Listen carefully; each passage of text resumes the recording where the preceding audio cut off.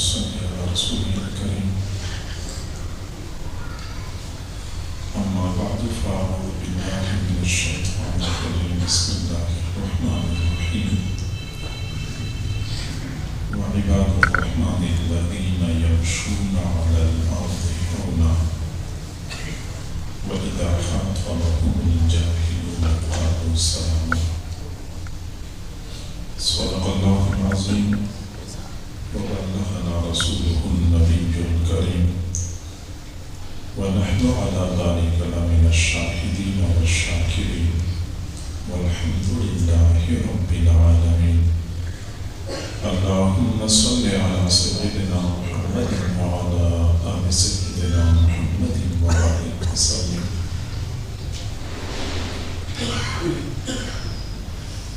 اللہ تعالیٰ کی ذات اپنی صفات میں کامل ہے، جبکہ بندے اپنی صفات میں ناقص ہیں. بندوں کا دیکھنا ناقص ہے، روشنی میں نظر آتا ہے تو اندھیرے میں نظر نہیں آتا. قریب کی چیز دکھائی دیتی ہے، دور کی چیز دکھائی نہیں دیتی. دیوار سے اس طرف دیکھ سکتے ہیں، دیوار سے اس طرف نہیں دیکھ سکتے. اللہ تعالیٰ کا دیکھنا کامل ہے. اندھیری رات ہوتی ہے، آسمان پر کالے بادل چھائے ہوئے ہوتے ہیں، پہاڑ کے دامن میں کالی چٹان پر کالی چمینٹی نیند رہی ہوتی ہے، اس کے منہ میں کالا دانہ ہوتا ہے. اللہ تعالیٰ اس کالے دانے کو دیکھ رہے ہوتے ہیں، چمینٹی کے پاؤں کی آہٹ کو سن رہے ہوتے ہیں. بندوں کا سننا ناقص ہے. اونچی آواز سنائی دیتی ہے، آہستہ آواز سنائی نہیں دیتی. قریب کی بات سن سکتے ہیں، دور کی بات نہیں سن سکتے. ایک وقت میں ایک آدمی کی بات سن سکتے ہیں، دو آدمیوں کی بات ایک وقت میں نہیں سن سکتے. جبکہ اللہ تعالیٰ کا سننا کامل ہے. حضور صلی اللہ علیہ وسلم نے فرمایا: لو ان اولکم وآخرکم وانسکم وجنکم اجتمعوا فی صعید واحد. حضرت آدم علیہ السلام سے لے کر قیامت تک آنے والی تمام انسانیت، جنات ایک میدان میں جمع ہو جائیں اور سارے ایک ہی وقت میں اللہ تعالیٰ کو پکارنا شروع کر دیں. اللہ تعالیٰ ہر ایک کی پکار کو الگ الگ سن سکتا ہے. اور اگر اللہ تعالیٰ ان تمام انسانوں کو اور جنات کو ان کی چاہت کے مطابق دے دے، پھر بھی اللہ کے خزانوں میں اتنے بھی کمی نہیں آئے گی. جیسے کوئی بندہ سمندر میں سوئی ڈبو دیتا ہے، سوئی باہر نکالنے سے سمندر کے پانی میں کمی آ جاتی ہے.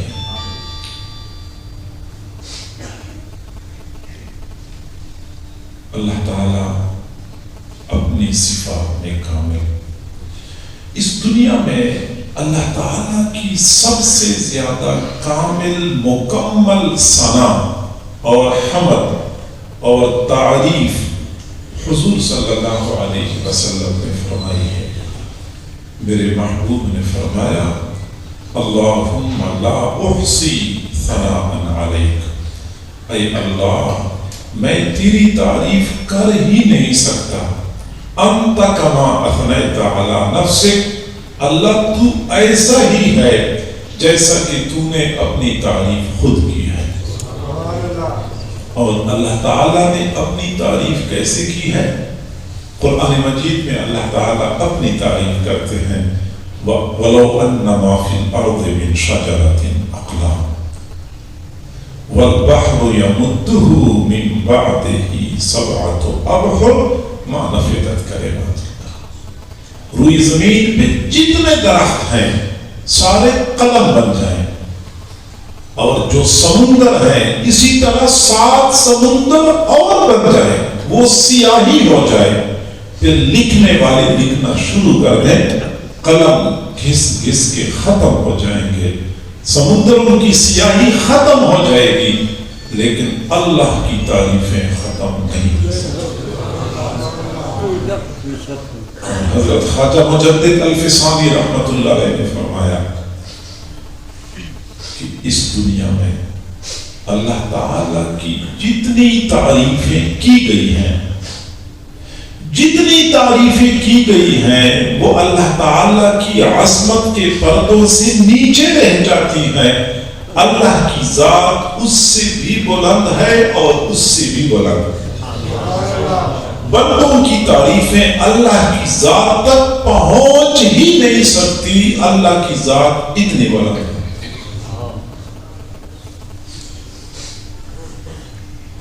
اللہ تعالی محض اپنے فضل سے بغیر کسی استحقاق کے بعض لوگوں کو کچھ کمالات، کچھ نعمتیں، کچھ خوبیاں عطا کرتا ہے،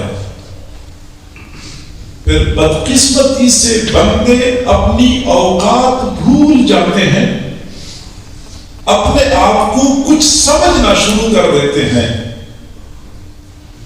جو ان بندوں کے لیے محرومی کا باعث ہوتا ہے۔ اللہ کی ذات اتنی بلند، لیکن اس بلند ذات کا قرب حاصل کرنے کے لیے تواضع اور پستی اختیار کرنی پڑتی ہے۔ من تواضع للہ رفعہ اللہ، جس نے اللہ کی خاطر عاجزی اختیار کر لی، اللہ نے اس بندے کو بلندی عطا فرمائی۔ پستی اختیار کرو گے اللہ کا قرب پاؤ گے۔ حضرت سیدنا صدیق اکبر رضی اللہ تعالی عنہ نے فرمایا کہ پاک ہے وہ پروردگار، پاک ہے وہ پروردگار جس نے اپنی طرف آنے کے لیے عاجزی کے سوا کوئی دوسرا راستہ چھوڑا ہی نہیں ہے۔ اللہ کا قرب چاہیے، اللہ تک پہنچنا چاہیے، پھر پستی اختیار کرنی چاہیے، کیونکہ جو بندہ پستی اختیار کرتا ہے اللہ اس کو بلندی عطا کر دیتا ہے۔ اور یہی وجہ ہے کہ کوئی بندہ تمام تر عبادات میں جو سب سے زیادہ پستی اختیار کرتا ہے وہ نماز میں، اگر وہ کھڑا بھی ہوتا ہے تو سر جھکا کے کھڑا ہوتا ہے، پھر رکوع میں عاجزی اختیار کرتا ہے، اور پھر نماز میں بھی جو سب سے زیادہ پستی کی صورت ہوتی ہے جب بندہ اپنی پیشانی اللہ کے سامنے زمین پہ ٹھیک دیتا ہے، یہ سب سے پستی کی حالت ہوتی ہے۔ اور حضور صلی اللہ علیہ وسلم نے فرمایا کہ بندہ جب سجدے کی حالت میں ہوتا ہے تو سب سے زیادہ اللہ کا قریب ہوتا ہے۔ وہ بندہ جتنا پستی کی طرف جاتا ہے اللہ اتنا ہی اس کو بلندی عطا کرتا ہے۔ حضور صلی اللہ علیہ وسلم طائف تشریف لے گئے، طائف والوں نے آپ کے ساتھ جو سلوک کیا وہ ہم سب کے سامنے ہے، لیکن میرے محبوب صلی اللہ علیہ وسلم نے وہاں پہ یہ نہیں کہا کہ اے اللہ تیرے دین کی وجہ سے مجھے ستایا گیا، تیری خاطر میرے ساتھ یہ کچھ کیا گیا، تیری خاطر میں نے یہ مشقتیں برداشت کر لی۔ نہیں، جسم مبارک لہو لہان ہو چکا تھا، جوتے مبارک خون سے بھر گئے تھے، اس حال میں بھی وہ جو الفاظ بول رہے تھے وہ عاجزی کی انتہا تھی۔ اللہم انی عبدک وابن عبدک وابن امتک، اے اللہ میں تیرا بندہ ہوں، تیرے بندے کا بیٹا ہوں، تیری بندی کا بیٹا ہوں، ناصیتی بیدک، میری پیشانی تیرے قبضہ قدرت میں ہے، قاضٍ فی حکمک، میرے بارے میں تیرا فیصلہ چلتا ہے، جو فیصلہ میرے بارے میں تو کرے گا وہی نافذ ہوگا. عدل فی قضاؤک، آپ کا ہر فیصلہ میرے بارے میں انصاف پر مبنی ہے، آپ تو ظلم نہیں کرتے. اور پھر آگے عرض کیا اے اللہ آپ مجھے کن کے حوالے کرتے ہیں؟ کیا مجھے دشمنوں کے حوالے کرتے ہیں جو میرے ساتھ دوشوئی کرتے ہیں؟ کیا مجھے ناقدروں کے حوالے کرتے ہیں جو میری قدر نہیں جانتے؟ اے اللہ اگر تو مجھ سے راضی ہے، مجھے پوری دنیا کی ناراضگی کی پرواہ نہیں ہے، اور اگر تو مجھ سے ناراض ہے تو اس وقت تک تجھے منانا ضروری ہے جب تک کہ تو راضی نہ ہو جائے. اس وقت بھی یہ بات عرض کرتے ہیں کہ اگر تو مجھ سے ناراض ہے، اللہ کی خاطر حضور صلی اللہ علیہ وسلم کے ساتھ کیا کچھ کیا لیکن پھر بھی کہتے ہیں اللہ اگر تو مجھ سے ناراض ہے تجھے منانا ضروری ہے. عاجزی کی انتہا کر دی. طائف سے واپس مکہ مکرمہ تشریف لے آئے.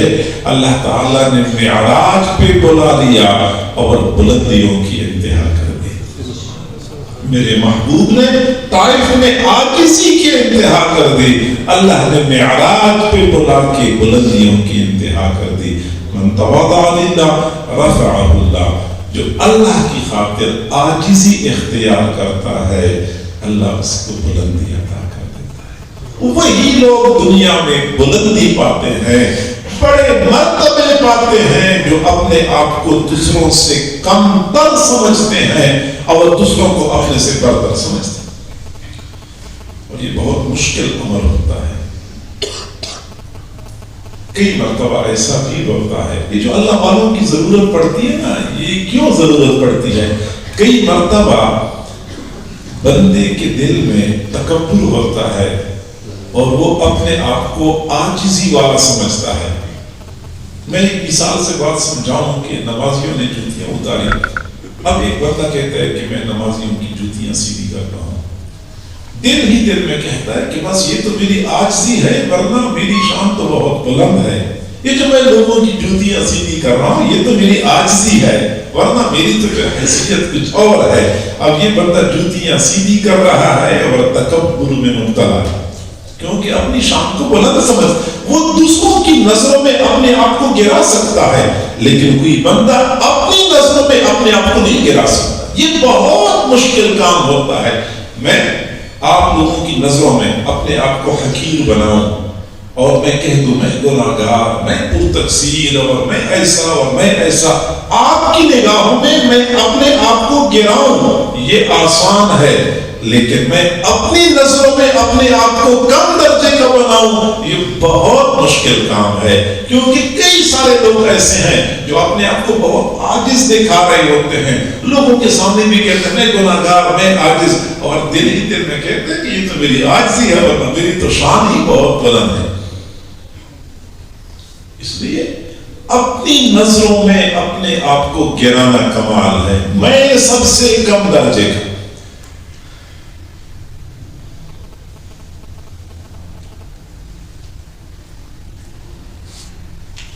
جو لوگ تواضع اختیار کرتے ہیں اللہ ان کو بلندی عطا کر دیتا ہے.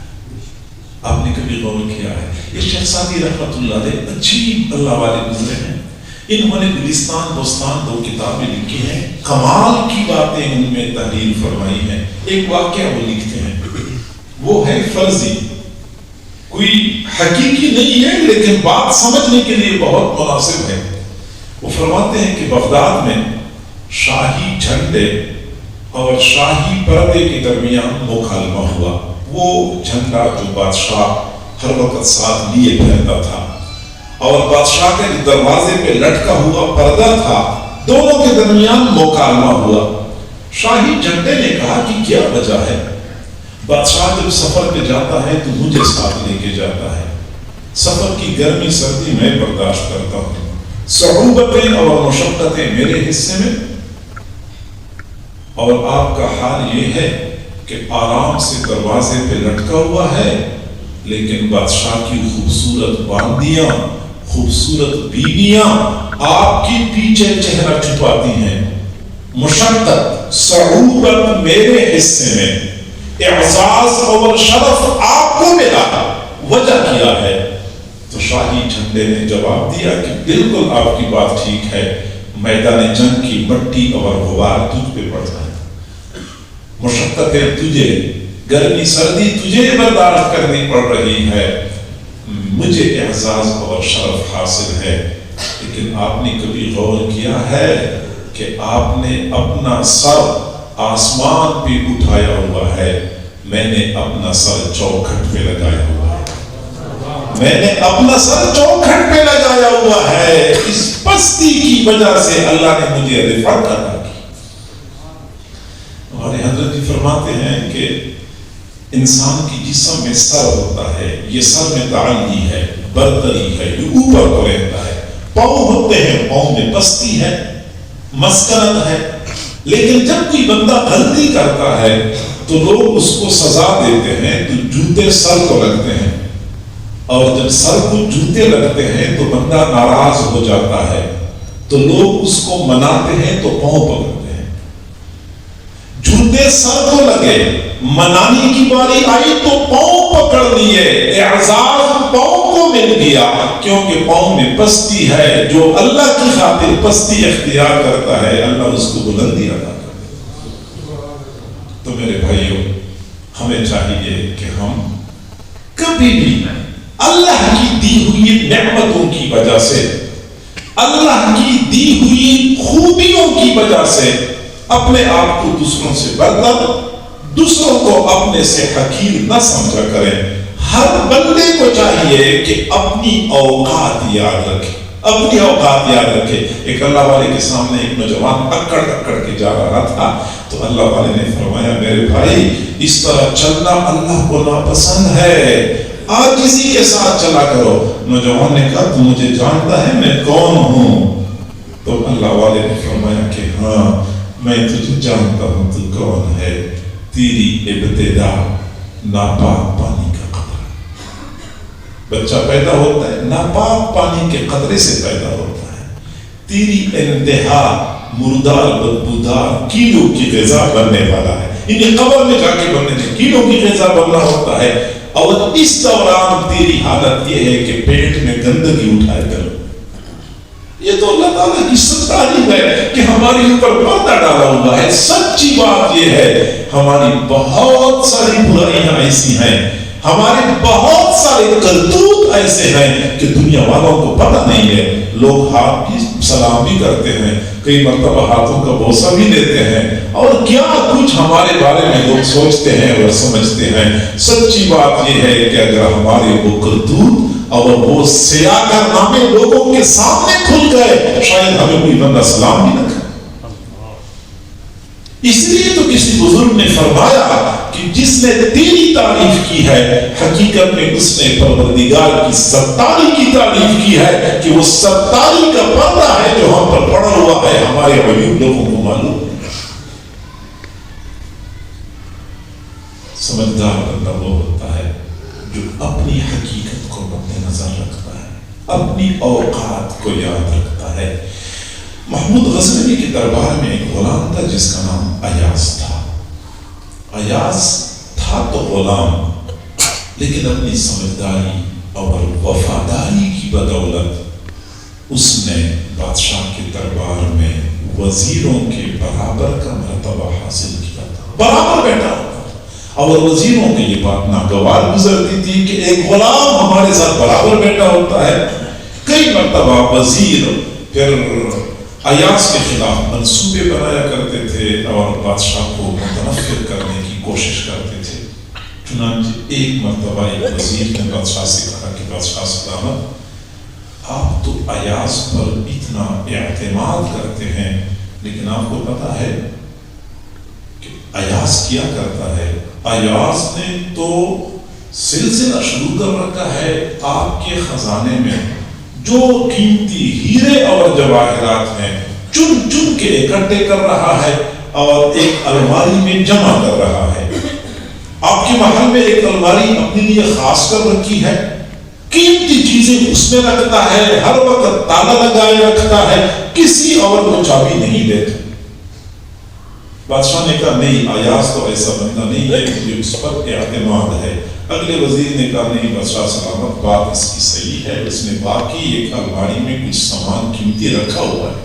اگلے وزیر نے بھی کہہ دیا کہ ایاز ٹھیک بندہ نہیں ہے۔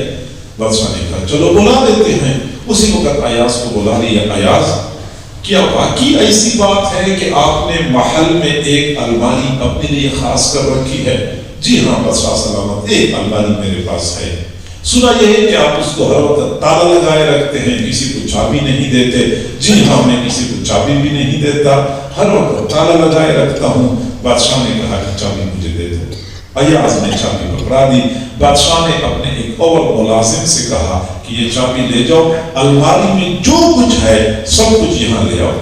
چنانچہ تھوڑی دیر میں وہ ملازم آیا اور اس نے کپڑے کی ایک کٹڑی بنائی ہوئی تھی، کپڑے میں کچھ سامان لپیٹا ہوا تھا اور بادشاہ کے سامنے میز کے اوپر رکھ دیا۔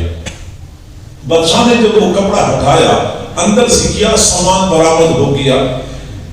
پرانے کپڑوں کا ایک جوڑا، بدبودار، گندا، پھٹا ہوا، اور جوتوں کا ایک جوڑا، بدبودار، گندے، ٹوٹے ہوئے جوتے تھے، وہ گٹڑی کے اندر تھے۔ بادشاہ نے جب سامان کو دیکھا تو حیران ہو گیا، ایاز یہ کیا ہے؟ یہ سامان تو نے الماری میں رکھا ہوا ہے۔ حیرت کی بات ہے، یہ گندے کپڑے اور یہ گندے جوتے الماری میں سنبھالنے کی چیز ہے۔ تو ایاز نے کہا کہ بادشاہ سلامت، جب میں پہلی مرتبہ آپ کے دربار میں آیا تھا، میں تو ایک غلام تھا اور اب بھی غلام ہوں، لیکن آپ نے جب مجھے بازار سے خریدا، اپنے دربار میں لے کے آ گئے، اس وقت میں نے یہ کپڑے پہنے ہوئے تھے اور اس وقت میں نے یہ جوتے پہنے ہوئے تھے۔ اگرچہ اب آپ نے مجھے بڑا مرتبہ دیا ہے، لیکن میں نے وہ کپڑے اور جوتے سنبھالے ہوئے ہیں۔ روزانہ الماری کھول دیتا ہوں، ایک مرتبہ ان کپڑوں کو دیکھتا ہوں، جوتوں کو دیکھتا ہوں اور اپنے آپ سے کہتا ہوں کہ ایاز، اپنا مرتبہ پہچان لو، اپنی حقیقت پہچان لو، یہ تیری حقیقت ہے۔ تو نے یہ کپڑے پہنے ہوئے تھے، یہ جوتے تو نے پہنے ہوئے تھے، یہ تو بادشاہ کا تجھ پہ احسان ہے کہ تجھے اتنا مرتبہ عطا کیا۔ میں تو اپنی اوقات کو یاد رکھنے کے لیے روزانہ یہ کپڑے اور جوتے دیکھتا رہتا ہوں۔ تو وہی لوگ سمجھدار ہوتے ہیں جو اپنی اوقات کو مستحکم رکھتے ہیں۔ لہذا ہم اس وقت اگر کسی بندے کے پاس علم ہے، کسی کے پاس حسن ہے، کسی کے پاس مال پیسہ ہے، میرے بھائی اس کی وجہ سے دوسروں کو اپنے سے حقیر نہ سمجھے، بلکہ اپنے آپ کو سب سے کمتر سمجھے۔ یہی عاجزی ہوتی ہے جو دنیا میں بھی بندے کو بلندی عطا کرتی ہے اور آخرت میں بھی بندے کو بلند مقامات تک پہنچا دیتی ہے۔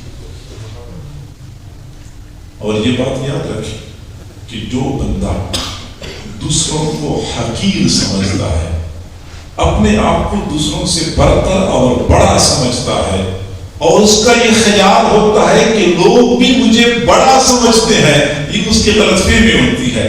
جو بندہ دوسروں کو حقیر سمجھتا ہے، دوسرے بھی اس کو حقیر سمجھتے ہیں، دل کو دل سے راہ ہوتی ہے، وہ اس کو حقیر سمجھتے ہیں اور یہ ان کو حقیر سمجھتا ہے۔ ہمارے حضرت جی نے فرمایا متکبر آدمی کی مثال اس شخص کی ہے جو پہاڑ کی چوٹی پہ کھڑا ہو۔ وہ پہاڑ کی چوٹی پہ کھڑا شخص جب نیچے پہاڑ کے دامن کی طرف دیکھتا ہے تو ان کو پہاڑ کے دامن میں لوگ نظر آتے ہیں، لیکن چھوٹے چھوٹے لوگ نظر آتے ہیں۔ وہ کہتے ہیں وہ دیکھو اتنے چھوٹے چھوٹے لوگ ہیں، لیکن نیچے والے جب اوپر دیکھتے ہیں کہتے ہیں وہ دیکھو پہاڑ کی چوٹی پہ ایک چھوٹا سا آدمی کھڑا ہے۔ تو نیچے والے یہ نہیں کہتے کہ بہت بڑا آدمی کھڑا ہے، وہ کہتے ہیں وہ چھوٹا سا آدمی کھڑا ہے۔ اگر اس کو نیچے والے چھوٹے نظر آتے ہیں، نیچے والوں کو اوپر والا بھی چھوٹا نظر آتا ہے، تو یہ غلط فہمی ہوتی ہے کہ میں اپنے آپ کو لوگوں سے بڑا ثابت کر رہا ہوں، تو واقعی میں بڑا بھی ہوں اور لوگ مجھے بڑا مانتے بھی ہیں، ایسا نہیں ہوتا۔ بندہ جن اسباب کی وجہ سے اپنے آپ کو دوسروں سے برتر سمجھتا ہے، اور اپنے آپ کو کچھ سمجھتا ہے، یہ بے بنیاد اسباب ہے۔ مثلا لوگ پیسے کی وجہ سے اپنے آپ کو دوسروں سے برتر سمجھتے ہیں، یہ لوگ ہمارے اسٹیٹس کے نہیں ہیں، یہ ہمارے معیار کے لوگ ہمارا اسٹیٹس بولاتے ہیں، پیسہ ہے۔ سچی بات یہ ہے کہ جس طرح شراب کا نشہ ہوتا ہے اسی طریقے سے پیسے کا بھی ایک نشہ ہوتا ہے۔ اللہ تعالیٰ ہمیں پیسہ دے لیکن پیسے کے نشے سے بچائے۔ پیسہ برا نہیں ہے لیکن پیسہ کئی مرتبہ بندے کا دماغ خراب کر دیتا ہے۔ وہ بندہ جب بولتا ہے تو اس کے لہجے میں پیسے کی جھنکار شامل ہوتی ہے، پتہ چل جاتا ہے کہ بندہ پیسے والا ہے، وہ ہر بات پہ پیسے کا تذکرہ کرتا ہے۔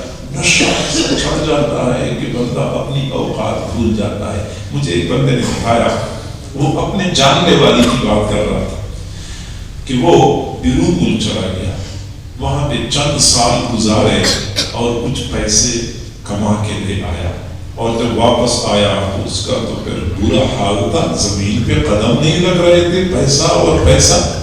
تو ایک مرتبہ دوستوں کے درمیان بیٹھ کے کہنے لگا کہ اب تو میں نے اتنا کمایا، اگر نعوذ باللہ 2 سال تک مجھے اللہ بھی غریب کرنا چاہے غریب نہیں کر سکتا۔ یہ نشہ ہوتا ہے نا، جب نشہ ہوتا ہے تو بندہ بہکی باتیں کرتا ہے۔ یہ وہ بہکی باتیں ہیں جو بیچارے کو پتہ نہیں چلا کہ میں کون ہوں، میرا اللہ کون ہے، اپنی اوقات بھول گیا۔ اگر اللہ بھی غریب کرنا چاہے 2 سال تک مجھے غریب نہیں کر سکتا، تو جاننے والا کہتا ہے کہ پھر ہم نے اپنی آنکھوں سے دیکھ لیا کہ 6 مہینے کے اندر وہ اپنا ذاتی مکان بیچنے پر مجبور ہو گیا، کرائے کے مکان میں حالات ایسے بن جاتے ہیں کہ اللہ کا مقابلہ بھی کر سکتا ہے۔ یہ پیسے کا نشہ ہوتا ہے اور یہ کوئی پائیدار چیز نہیں ہے۔ پیسہ آج آپ کے پاس، کل کسی اور کے پاس۔ میرے بھائی صبح کے وقت کروڑ پتی ہوتے ہیں، شام کے وقت تو بیچارے پائی کے محتاج ہوتے ہیں۔ کیسے آپ لوگوں نے نہیں دیکھا ایسے کاروباری بندے کہ لوگ دیکھ کے رشک کرتے ہیں اور اچانک غائب ہو جاتے ہیں، کہتے ہیں کہ پتہ نہیں کرائسس کا شکار ہو گیا، لوگوں کی اتنے پیسے دینے ہیں، یہ لوگوں کے سامنے آ بھی نہیں سکتا، اپنا شہر بھی چھوڑ جاتا ہے۔ اللہ کے لیے کیا مشکل ہے؟ تو مال پیسے کی وجہ سے دوسروں کو حقیر نہ سمجھیں، کیونکہ مال پیسہ بھی دائمی چیز نہیں ہے۔ کئی مرتبہ حسن و جمال کی وجہ سے ہم لوگوں کو حقیر سمجھتے ہیں۔ خواتین کی یہ بڑی کمزوری ہوتی ہے کہ رنگ رنگت اچھی ہے، قد کاٹ اچھا ہے، تو دوسروں کو حقیر سمجھتی ہیں اور اپنے آپ کو سب سے برتر سمجھتی ہیں، حالانکہ یہ بھی کوئی دائمی چیز تو نہیں ہے۔ انسان کے حسن اور خوبصورتی کی حقیقت کیا ہے؟ انسان کے حسن اور خوبصورتی کی گہرائی اتنی ہے جتنی انسانی جلد کی گہرائی ہوتی ہے۔ وہ انسانی جلد کی گہرائی اتنی کم ہے کہ اس کو ماپا بھی نہیں جا سکتا۔ اتنی انسان کے حسن کی گہرائی ہے کہ تھوڑی سی طبیعت خراب ہو گئی، چھائیاں پڑ گئی یا دانے بن گئے تو پھر کوئی بندہ دیکھنا بھی گوارا نہیں کرتا۔ اللہ کے لیے کسی کے حسن و جمال کو بگاڑنا کون سا مشکل کام ہے؟ حادثہ ہو جاتے ہیں، منہ ٹیڑھا ہو جاتا ہے، اور دیکھنے کے قابل بندہ نہیں ہوتا۔ تو میرے بھائی یہ بھی کوئی ایسی پائیدار چیز نہیں ہے جس کی بنیاد پہ بندہ دوسروں کو حقیر سمجھتا ہے۔ کئی مرتبہ علم کی وجہ سے لوگ دوسروں کو حقیر سمجھتے ہیں۔ میرے بھائی علم دنیا کا ہوتا ہے، وہ بھی بندے کا دماغ خراب کر دیتا ہے، اور کئی مرتبہ دین کا علم بھی بندے کے دماغ کی خرابی کا ذریعہ بن جاتا ہے۔ دین کا علم رکھنے والے جب تک اہل اللہ کے ساتھ وابستہ ہوتے ہیں، ان کے ساتھ تعلق رکھتے ہیں، تو پھر علم کا نشہ نہیں چھڑتا، ورنہ پھر علم ہوتا ہے، دنیا کا ہوتا ہے یا دین کا ہوتا ہے، بندے کا دماغ خراب کر دیتا ہے۔ یہ دنیا کے بڑے بڑے مناصب کی پر بیٹھے ہوئے افسران اور بڑے بڑے لوگ یقین کریں انسان کو انسان کی نظر سے نہیں دیکھتے۔ کسی کو سلام کرنا اپنی شان کے خلاف سمجھتے ہیں۔ دفتروں میں آپ لوگوں نے دیکھا ہوگا ان کا رویہ کیسے ہوتا ہے، بات کرنے کا انداز کیسے ہوتا ہے، اور وہ یہ بات بھول جاتے ہیں کہ اس علم کی وجہ سے اس کرسی پہ آپ پہنچ ہوئے ہیں۔ یہ علم اس کی حقیقت کیا ہے۔ میرے بھائی یہ انسان کے دماغ کی جو رگیں ہوتی ہیں، اس کا نظام اتنا پیچیدہ ہے، اتنا پیچیدہ ہے. اگر اللہ تعالیٰ اپنی قدرت سے ایک رگ کو ادھر سے ادھر کر دے بس پھر بندے کا دماغ خراب ہو جاتا ہے. ڈاکٹر حضرات بھی ہاتھ کھڑے کر دیتے ہیں کہ اس کا علاج نہیں ہو سکتا. میں نے ایک بندے کو خود دیکھا، بڑے بڑے تھیلے کندھے میں لٹکائے ہوئے تھے، 2 تھیلے دائیں طرف بھی بائیں طرف، اور کوڑے کے ڈھیر کے پاس کھڑا ہو گیا اور پھر جو کچھ کوڑا تھا سارا کچھ تھیلوں میں ڈال دیا اور دونوں تھیلے مکمل بھر دیے. مجھے بتانے والے نے بتایا کہ اب یہ کیا کرے گا، یہ بیچارہ اب یہ پورا دن بازار میں پھرتا رہے گا، یہ تھیلے کندھے میں لٹکائے ہوئے ہیں. شام کے وقت جب گھر جائے گا تو یہ تھیلے یہیں پہ خالی کر دے گا، گھر جا کے سو جائے گا. صبح دوبارہ اٹھ جائے گا، پھر دوبارہ یہی تھیلے بھر دے گا. اور اس نے بتا دیا کہ یہ MSc فزکس اور MSc کیمسٹری کر چکا ہے. 2 MSc کرنے والے کا دماغ خراب ہوگی، ایک رگ ادھر سے ادھر ہو جاتی ہے. تو اس چیز کی وجہ سے کبھی دوسروں کو حقیر نہ سمجھا کریں. کبھی کبھار ہم عمل کی وجہ سے دوسروں کو حقیر سمجھتے ہو. میں تو تہجد گزار ہوں، میں نے تو حج بھی کیا ہوا ہے، میں نے تو اللہ کے راستے میں سال بھی لگایا ہوا ہے، میں تو ذکر اذکار صوفی بھی ہوں، ذکر اذکار بھی کرتا رہتا ہوں. میرے بھائی یہ اعمال کوئی ایسی چیز نہیں ہے جس پر اعتماد کیا جا سکے. یہ کھوٹے سکے ہیں. جو لوگ کھوٹے سکوں پر فریفتہ ہوتے ہیں دنیا والے اسے بے وقوف کہتے ہیں. ہم اعمال کرتے ہیں، کوئی بندہ کتنا ہی اچھے انداز سے عمل کیوں نہ کرے پھر بھی اللہ کی بلند شان سے پیچھے رہ جاتے ہیں. یہ اعمال اللہ کے سامنے پیش کرنے کے قابل نہیں ہوتے. یہ تو اور بات ہے کہ اللہ تعالیٰ اپنے فضل سے ہمارے ٹوٹے پھوٹے عملوں کو قبول کر لیتا ہے اور ہمیں امید رکھنی چاہیے. ورنہ حقیقت یہ ہے کہ ہمارے یہ اعمال اس قابل نہیں ہے کہ اللہ کے حضور پیش کر دیے جائیں.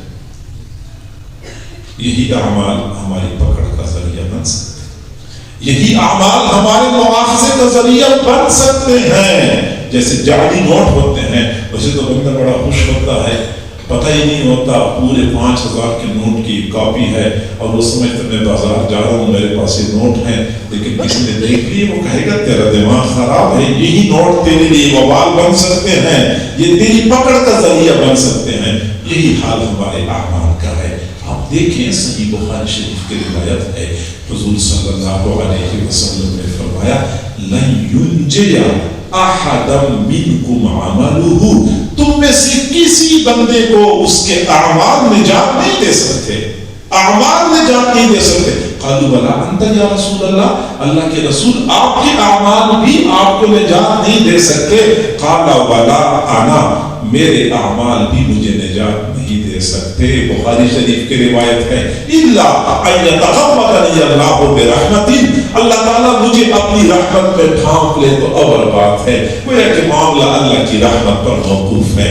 اگر معاملہ اعمال پر موقوف نہیں ہے، اللہ کی رحمت پر موقوف ہے، تو ممکن ہے کہ وہ بندہ جو نماز نہیں پڑھتا اس پر اللہ کی رحمت ہو جائے، اور میں جو بڑا نمازی پرہیزگار ہوں اللہ تعالیٰ مجھ پہ رحمت نہ فرمائے. اللہ تعالیٰ سے کوئی پوچھ تو نہیں سکتا، اللہ تعالیٰ کسی قاعدے قانون کا پابند تو نہیں ہے. اللہ تعالیٰ تو اپنی مرضی کا مالک ہے. اس لیے سمجھدار لوگ وہ ہوتے ہیں جو کبھی بھی اپنے اعمال پر مطمئن نہیں، یہ سال ہر سال کی دینی خدمات سے انجام دینے والے. اللہ ناراض ہوتا ہے، آخر انجام بندے کا خراب ہوتا ہے. میرے بھائیوں، معاملہ آخری انجام کا ہوتا ہے. اس وقت میں نے دوسرا برا، میں نمازی دوسرا بے نمازی، میری بڑی داڑھی ہے اس کی داڑھی نہیں ہے، لیکن کیا پتا کہ آخر انجام بھی کیا ہوگا. ممکن ہے اللہ تعالیٰ نیک متقی کے آخری انجام کو خراب کر دے. اللہ تعالیٰ ہماری حفاظت فرمائے. اور جو برے ہیں اللہ کی رحمت کی نظر لگ جائے اور وہ سعادت مند بن جائیں. صحیح بخاری شریف کی روایت ہے، غزوہ خیبر کا موقع تھا. ایک بندہ حضور صلی اللہ علیہ وسلم اور حضرات صحابہ کرام کی معیت میں جہاد میں مصروف تھا. ایسا قتال کر رہا تھا کہ سارے مسلمان اس کو دیکھ کے رشک کر رہے تھے. کافروں کا پیچھا کر رہا تھا. ایک صحابی فرماتے ہیں کہ جس کافر کا پیچھا کرتا تھا جب تک کہ اس کو تیغ نہ کرتا نہیں چھوڑتا تھا. ہم حضور صلی اللہ علیہ وسلم کی خدمت میں حاضر ہوئے. ہم نے عرض کیا اللہ کے نبی آج تو فلاں بندے نے جیسی بہادری دکھائی ہے ایسی بہادری کوئی نہیں دکھا سکا. فرمایا اما انہ من اہل النار، سنو وہ تو جہنمی، وہ تو جہنمی ہے. ہم حیران ہو گئے کہ یہ بندہ جہنم میں جائے گا، اتنی بہادری دکھانے والا، اتنے کافروں کو قتل کرنے والا. پھر ایک صحابی نے باقیوں سے کہا انا لکم بہ، میں اس کا پیچھا کرتا ہوں، اس کا آخر انجام دیکھتا ہوں، اس کا آخر انجام کیا ہوتا ہے. آخر حضور نے غلط تو نہیں فرمایا. پھر وہ فرماتے میں اس کے پیچھے پیچھے چل رہا تھا، جدھر وہ بھاگتا تھا میں پیچھے بھاگتا تھا، جہاں وہ رکتا تھا میں ساتھ رک جاتا تھا، یہاں تک کہ وہ بندہ کافر نے اس کو زخمی کر دیا. جب وہ زخمی ہو گیا تو زخم کی تکلیف بڑھ گئی اور وہ تکلیف برداشت نہ کر سکا. اس بندے نے تلوار کے دستے کو زمین پہ رکھا، تلوار کی نوک کو سینے کے درمیان میں رکھا، اور یہ تلوار کی نوک سینے کے درمیان سے کندھوں کے درمیان میں پار نکل گئی اور وہ بندہ خودکشی کا مرتکب ہو گیا. وہ صحابی بھاگتے بھاگتے حضور صلی اللہ علیہ وسلم کی خدمت میں حاضر ہوئے. عرض کیا اشہد انک رسول اللہ، میں گواہی دیتا ہوں کہ آپ اللہ کے سچے رسول ہیں. میرے محبوب نے فرمایا کہ آپ ایسا کیوں کہتے ہیں؟ تب اس نے کہہ دیا اللہ کے نبی آپ نے جس بندے کے بارے میں فرمایا تھا کہ وہ جہنمی ہے، ہمیں بات سمجھ نہیں آئی، لیکن ابھی میں نے دیکھ لیا کہ وہ خودکشی کا مرتکب ہو گیا، اس کا آخری انجام خراب ہو گیا. تو حضور صلی اللہ علیہ وسلم نے حضرت بلال کو فرمایا بلال قم فی الناس، لوگوں میں کھڑا ہو جا، فأذن، دو اعلانات کر لو. بلال لوگوں کے درمیان کھڑا ہو جا، دو اعلانات کر لو. انما العبرۃ للخواتین، اصل اعتبار خاتمے کا ہوتا ہے. خاتمہ کس کا اچھا ہے کس کا برا ہے، اصل اعتبار خاتمے کا ہوتا ہے. اس وقت کے اعمال پر بھی بندہ فریفتہ نہ ہو، خاتمے کو دیکھا جائے گا.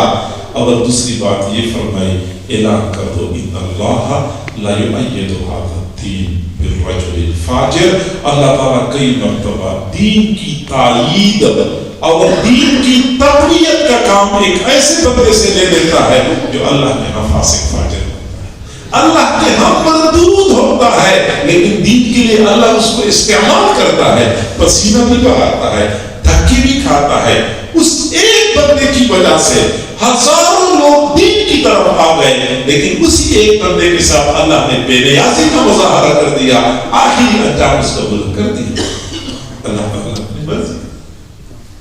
حضرت مولانا حسین احمد برگی رحمۃ اللہ علیہ فرماتے ہیں ہم مالٹا کی جیل میں تھے، مالٹا کی جیل میں تھے، حکومت نے ہمیں اپنے موقف سے پیچھے ہٹانے کے لیے پورا زور لگایا، لیکن ہم نہیں ہٹے.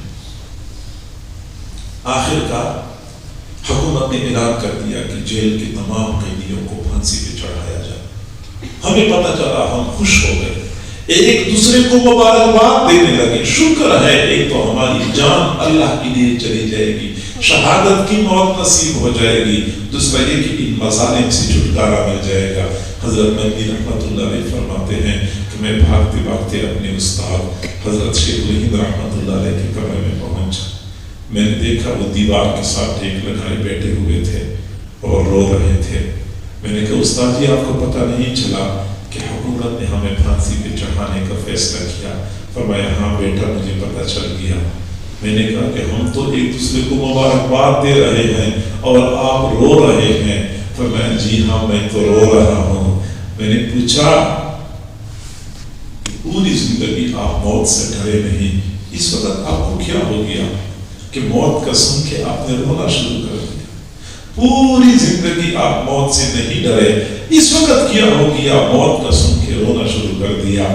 حضرت شیخ الہند رحمۃ اللہ علیہ نے فرمایا کہ بیٹا میں اس لیے نہیں رو رہا کہ مجھے موت آ جائے گی، میں اس لیے نہیں رو رہا کہ مجھے موت آ جائے گی، میں اس لیے رو رہا ہوں کہ کئی مرتبہ اللہ تعالیٰ بندے کی جان بھی لے لیتا ہے، قبول بھی نہیں کرتا۔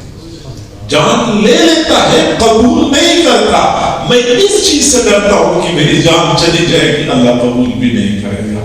یہ تواضع ہے، یہی اصل بندگی ہے کہ بندے کو نہ اعمال پہ اعتماد ہو، نہ اپنے علم پہ ناز ہو، نہ مال پیسے کی وجہ سے دوسروں کو کم تر سمجھے، نہ حسد نسب کی وجہ سے دوسروں کو کم تر سمجھے۔ ہمارا خاندان بڑا ہے اور یہ تو کم درجے کے لوگ ہیں اور ہم تو اعلیٰ برادری والے ہیں۔ نہیں، یا ایھا الناس انا خلقناکم من ذکر وانثى وجعلناکم شعوبا وقبائل لتعارفوا۔ قبیلے، برادریاں کس لیے ہیں؟ اس لیے نہیں ہے کہ یہ برادری اس برادری سے برتر ہے، نہیں، اس لیے کہ تم ایک دوسرے کو پہچان سکو۔ عبداللہ کون سا؟ عبداللہ فلاں برادری والا۔ عبد الرحمن کون سا؟ فلاں برادری والا۔ ان اکرمکم عند اللہ اتقاکم، اللہ کے ہاں وہی معزز ہے جو زیادہ متقی ہوتا ہے۔ حضرت عیسیٰ علیہ السلام کے سامنے ایک نوجوان نے کہا کہ میں فلاں کا بیٹا ہوں اور وہ فلاں کا بیٹا تھا اور وہ فلاں کا بیٹا تھا۔ اس طریقے سے اس نے اپنے 9 آباء و اجداد کا تذکرہ کیا۔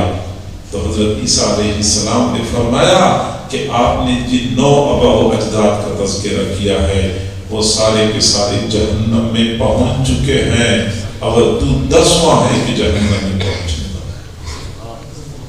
تو خاندان اور حسب نسب کی کیا حیثیت ہے کہ ہم اس بنیاد پہ دوسروں کو حقیر سمجھتے ہیں، اپنے آپ کو کم درجے کا سمجھے، اللہ تعالیٰ آپ کو قرب عطا کر دے گا۔ اور اسی بات کو سمجھنے کے لیے، سمجھانے کے لیے پھر اللہ والوں کے ساتھ وابستگی ضروری ہوتی ہے۔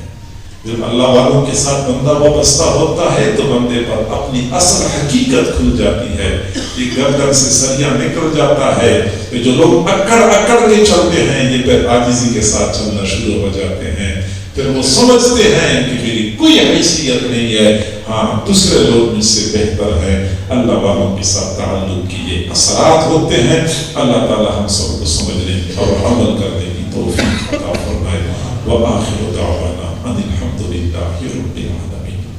اللہ ہماری مسکنت پہ ترس کھا لیجیے، ہماری عاجزی پہ رحم فرما لیجیے۔ اللہ ہمارے گناہوں کو معاف فرما، ہماری خطاؤں کو معاف فرما، ہمارے عیبوں کی پردہ پوشی فرما۔ اللہ ہمیں گناہوں سے پاک صاف زندگی نصیب فرما۔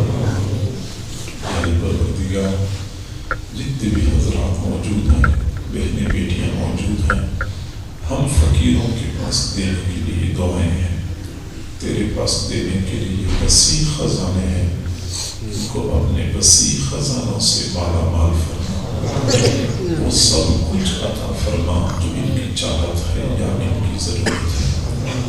یا اللہ، بے روزگاروں کو روزگار عطا فرما، بے اولادوں کو اولاد عطا فرما، بیماروں کو شفا نصیب فرما۔ کئی دوست احباب نے اپنے بیماروں کے بارے میں فرمایا ہے، اللہ ان کو شفا کاملہ عاجل مستمر عطا فرما۔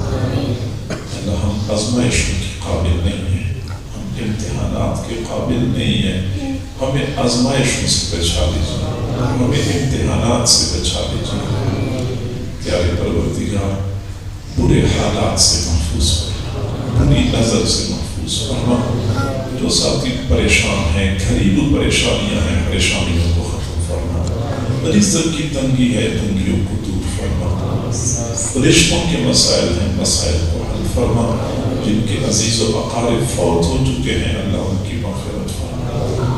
اے کریم پروردگار، اے رحیم پروردگار، اے حنان و منان پروردگار، ہمارے احباب جو اس پروگرام کا انعقاد کرتے ہیں، اس کے لیے کوششیں کرتے ہیں، اللہ ان کو اپنی شان کے مطابق اجر اور بدلہ عطا فرما، دنیا اور آخرت کی بھلائیاں نصیب فرما، اپنے مقربین بندوں میں شامل فرما، پوری امت مسلمہ کے حال پہ رحم فرما۔ یا اللہ، ایک مرتبہ پھر اسرائیل نے فلسطینیوں کے اوپر بم اور بارود کی بارش برسانا شروع کر دیا ہے۔ ایک مرتبہ پھر قیامت سودہ برپا ہو چکی ہے۔ کریم اللہ، اب تو مزید فلسطینی مسلمان قبریں کھودتے کھودتے بھی تھک چکے ہوں گے، لاشیں اٹھاتے اٹھاتے مزید تھک چکے ہوں گے۔ ارے پروردگار، یہ سلسلہ کب تک چلتا رہے گا؟ الہ العالمین، یا اکرم الاکرمین، یا راحم المساکین، وہ معصوم بچوں کے کٹے پھٹے اعضاء جو ہوا میں تحلیل ہو رہے ہوتے ہیں، وہ روتی بلکتی مائیں، یعنی پروردگار ہم مانتے ہیں تو رحیم ہے، تو کریم ہے، تو پوری دنیا کی ماؤں سے زیادہ محبت کرنے والا ہے اپنے بندوں کے ساتھ، لیکن اللہ ان بچوں کی حالت کو دیکھ کر تو سنگدل لوگ بھی نرم پڑ جاتے ہیں، تیری رحمت کب متوجہ ہوگی؟ پیارے اللہ، ان مسلمانوں کے حال پہ رحم فرما لیجیے۔ کریم پروردگار، ہم مانتے ہیں فلسطینی مسلمانوں کے پاس اسرائیل جیسے جنگی طیارے نہیں ہیں، لیزر گائیڈڈ میزائل نہیں ہے، لیکن اللہ ہمیں یہ بھی پتا ہے کہ تیرے خزانوں میں ابابیلوں کی کمی کوئی نہیں ہے۔ بیت اللہ کو خطرہ پڑا، تو نے ابابیل بھیج دیے، کیونکہ بیت اللہ تیرا گھر ہے، تو بیت المقدس تیرا گھر نہیں ہے، وہ بھی تو تیرا گھر ہے۔ اپنے بیت المقدس کی حفاظت کے لیے ابابیلوں کو بھیج دیتے ہیں۔ یعنی پروردگار اے رحیم اللہ، ہم نے اپنے بڑوں سے سنا ہے کہ بدر کے میدان میں جو فرشتے تیرے محبوب کی مدد کے لیے آئے تھے وہ واپس آسمانوں پہ نہیں گئے، ابھی تک زمین پہ ہے کہ کہیں بھی ضرورت پڑ سکتی ہے۔ یا اللہ، ان فرشتوں کو متوجہ کر دیجیے۔ کریم پروردگار،